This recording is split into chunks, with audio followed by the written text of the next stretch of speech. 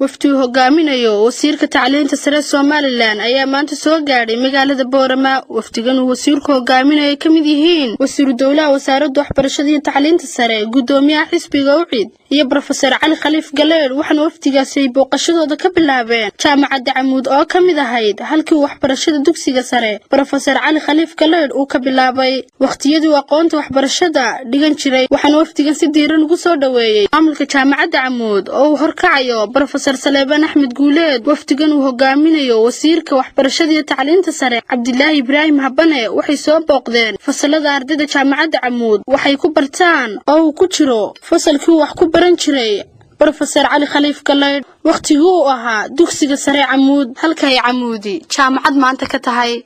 waxaana nooga warbixiyay gudoomiyaha jaamacadda Camuud Professor Saleebaan Axmed Guuleed isagoo arrimahaas ka waramaya. waa kan xabadaan u sheegayna wad arkaysaan oo Cali Khaliif baa jooga. Cali Khaliif Galeed ayaa jaamacadda Camuud maanta soo booqday. Calina Boorama imika ugu horeysay horena uu iman jiray 58 halkan uu ka galay dugsigii sare Camuud secondary school oran jiray dugsigii sare Camuud ayuu ka galay.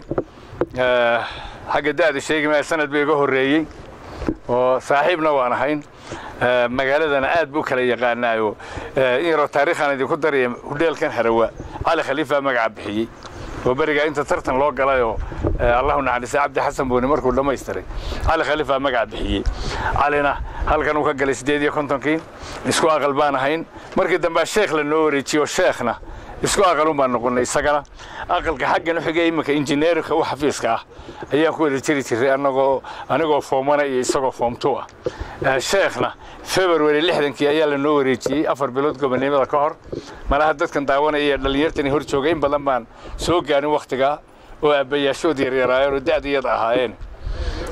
marka aad iyo aad baan u soo dhaweynaa Cali soo dhaweynaa waa iskuulkiisii uu ka bilaabay dugsiga tacliinta sare dugsiga sare ilaa galabtiina la joogay galabtana kulliyadaha caafimaadka ayuu soo booqan intiina halkan joogtaa imanka. sidoo kale waxa isaguna halkaasi ka hadlay xoghayaha gobolka Awdal waxa hadaladiisii kamid ahaa farxsan maanta inuu soo gaaro siyaasiga weyn ee rugcad adiga Professor mataqaanay Cali Khaliif Galeed oo soo booqday jaamacadda Camuud uma iman issue siyaasi laakiin kaliya wuxuu soo booqday jaamacadda Camuud iyo magaalada Boorama oo runtii mataqaanay jaamacadda Camuud oo aad iyo aad ugu farxay maanta markuu dhex maray isaga professorka soo waxaan soo dhaweynaynaa oo waftiga Faysal Al Waraabe gudoomiyaha xisbiga UCID kulay la caaw joogi doona odayada qaar bay sarki doonaan hadii Ilaahay qadaro isaga laftiisa oo ku heliyay safarka oo soo kaxeeyay anaga ka gobol ahaan waxaan ugu waajibaynaa soo dhaweyno oo dhan soo dhawow. Professor Galeed waxa uu dambeysay Boorama inuu booqasho ku yimaado shirkii dib u heshiisiinta ee lagu yagleelay xukuumadda Soomaaliland ee maanta calankeedu ka babanayo magaalada madaxda Hargeysa. Wacdar Caafi TV qaranka Boorama.